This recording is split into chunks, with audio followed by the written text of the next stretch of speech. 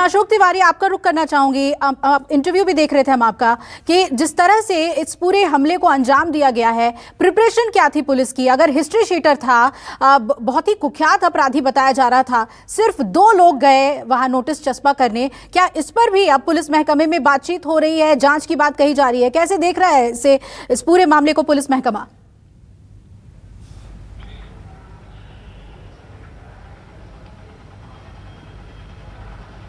देखिए, निश्चित तौर पर सिर्फ पुलिस महकमा नहीं बल्कि पूरी की पूरी सरकार इस पूरी घटना को लेकर बेहद स्तब्ध है, क्योंकि जो बयान अभी थोड़ी देर पहले यूपी के कानून मंत्री ने न्यूज़ 24 पर दिया कि पुलिस को इस बात का अंदेशा बिल्कुल नहीं था कि जब वो लोग वहां पर नोटिस चस्पा करने जाएंगे तो उनके ऊपर हमला हो जाएगा। तो ये कहा जा सकता है कि पूरी प्रिपरेशन के साथ फिलहाल पुलिस की जो टीम जानी चाहिए थी वो नहीं गई, लेकिन ये कहा जा रहा है कि एक सामान्य प्रक्रिया होती है नोटिस चस्पा करने को लेकर, जिसमें हल्के के सिपाही और दरोगा 2 ही लोग जाते हैं। तो इसको लेकर भी विभाग की तरफ से काफी कुछ सवाल उठाए जा रहे हैं। हालांकि अभी पहली प्राथमिकता सरकार की तरफ से और पुलिस विभाग की तरफ से जो मुख्य आरोपी मोती धीमर है उसकी गिरफ्तारी को लेकर कहा जा रहा है। कई टीमें गठित की गई हैं जो जगह जगह पर फिलहाल दबिश दे रही हैं, मोती धीमर की गिरफ्तारी के प्रयास किए जा रहे हैं। और कुछ लीड्स जो पुलिस विभाग के सोर्सेज, उनका यह कहना है कि मोती धीमर की गिरफ्तारी को लेकर बड़ी लीड्स पुलिस के हाथ लग भी गई है और उसी आधार पर पुलिस काम भी कर रही है। दूसरी अहम बात यह भी है कि इस घटना के तत्काल बाद मुख्यमंत्री योगी आदित्यनाथ की तरफ से जो संबंधित आरोपी हैं उनके खिलाफ एनएसए के तहत कार्रवाई करने के निर्देश जारी किए गए, सरकार की तरफ से आर्थिक सहायता भी दी गई। लेकिन जिस प्रिपरेशन को लेकर सवाल उठाया जा रहा है कि अगर वो कुख्यात अपराधी था, वो कई गंभीर धाराओं में उसके खिलाफ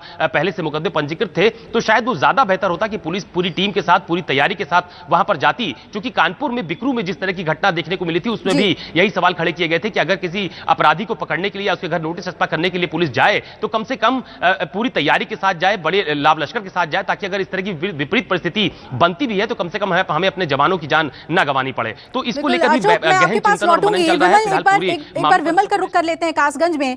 विमल, अब जब वहां पर पुलिस मौजूद है, कार्रवाई की जा रही है, फॉरेंसिक टीम भी मौजूद है, जो गांव वाले लोग हैं उनसे भी क्या पूछताछ हो रही है? क्योंकि इतनी हिम्मत के जो मुख्य आरोपी है फरार हो जाता है इतनी बड़ी घटना को अंजाम देकर, वहां के लोग क्या बता रहे हैं? गांव वालों की भी क्या संलिप्तता की बात सामने आ रही है? कैसे जांच आगे बढ़ रही है?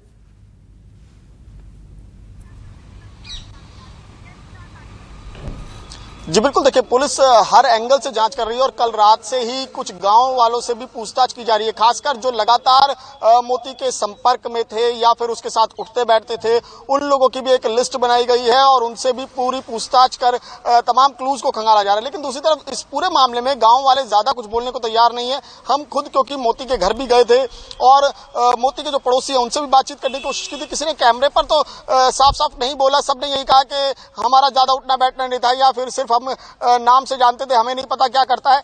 इस तरह की बातें हो रही थी और कुछ लोगों ने ये तक कहा कि जिन खेतों में चल रहा था वो इस गांव के हैं ही नहीं, वो खेत दूसरे गांव के से रिलेटेड है। तो यानी कि जाहिर तौर पर जब घटना घट गई तो हर कोई अपनी तरफ से तर्क दे रहा है, लेकिन पुलिस जो है पुलिस अपनी जांच को आगे बढ़ा रही है। और साफ तौर पर सबसे बड़ी अहम जो बात है, जानकारी वो निकल कर यही आ रही है कि मोती के बारे में सर्टेन क्लू पुलिस के पास है और इसमें जल्द ही पुलिस और कई टीमें भी गठित हो गई हैं, जैसा कि अशोक बता रहे हैं। अशोक, ये भी समझना बेहद जरूरी है कि अगर कानपुर के हम घटना को देखें और ये ठीक उसी तर्ज पर हुआ है, तो कानपुर की घटना के बाद यूपी पुलिस ने बहुत सख्ती दिखाई थी और एक बड़ा एक्सरसाइज हमने देखा था एनकाउंटर तक। इस मामले को भी क्या उसी तर्ज पे लिया जा रहा है? क्योंकि शराब माफियाओं का जो नेटवर्क है यूपी में, उसे धाराशायी करने की कोशिश होगी।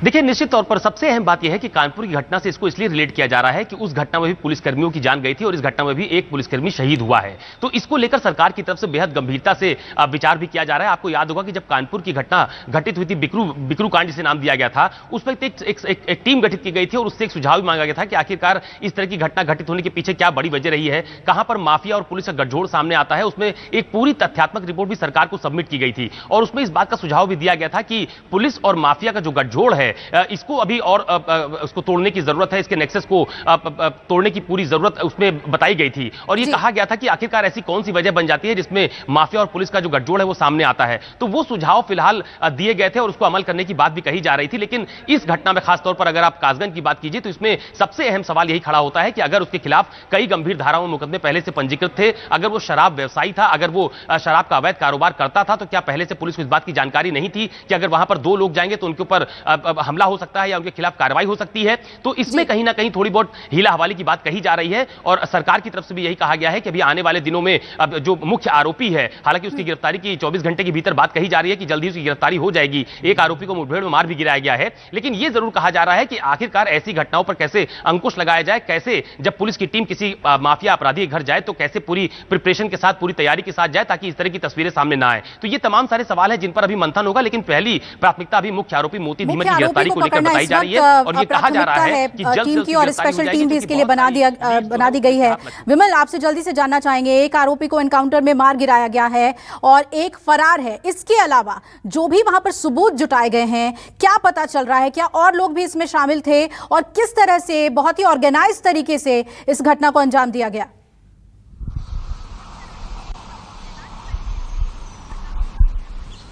जी बिल्कुल, हमारे पास वो एफआईआर भी मौजूद है जो एफआईआर घटना की पूरे घटना को बयां करती है, जिसमें साफ तौर पर दो जो मुख्य आरोपी हैं, एक मोती और एक उसका भाई, उनके नाम जद ये एफआईआर है। इसके अलावा 6 अन्य लोगों को आरोपी बनाया गया है उसमें, यानी कि कुल 8 लोगों को। और ये एफआईआर दर्ज हुई है जो दरोगा हैं उनके बयान पर। उन्होंने साफ तौर पर उसमें पूरा उनका स्टेटमेंट लिखा हुआ है कि कैसे वो वहां पर पहुंचे और पहुंचते ही उनके साथ क्या हुआ।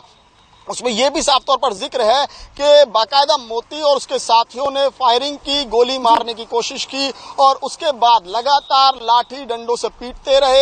जो धारदार हथियार थे उससे कई जगह पर काटा गया, कुरेदा गया, खूनम खून दोनों हो गए, लेकिन लगातार पीटते रहे। और उसके बाद जब दरोगा जो थे वो बेहोशी की हालत में हो गए तो उनको वो छोड़कर जो कांस्टेबल देवेंद्र को वो घसीटते हुए आगे ले गए। यानी कि ये बताया जा रहा है कि 4 बजे से लगातार इन दोनों को बंधक बनाया हुआ था और उसके बाद 7 बजे जब पुलिस महकमे के तमाम अधिकारी वहां पर पहुंचे, तमाम विभाग वहां पर पहुंचा, तब जाकर अपराधी वहां से फरार हुए और देवेंद्र का शव वहां से विमल, आप नजर बनाए रखिए, इस खबर पे हम लौटेंगे आपके पास अपडेट के लिए। तो इस मामले पर पूरी तरीके से यूपी पुलिस अब सख्त है, स्पेशल टीम बना दी गई है और जल्द से जल्द मुख्य आरोपी को पकड़ने के लिए सभी कवायदे की जा रही हैं। नमस्कार, मैं हूं मानक गुप्ता। अगर आपको हमारा ये वीडियो पसंद आया हो तो इसे लाइक और शेयर जरूर करें और हाँ, हमें सब्सक्राइब और फॉलो करना ना भूलें ताकि आप देश और दुनिया की कोई खबर मिस ना करें। तो जुड़े रहिए हमारे साथ और देखते रहिए News 24।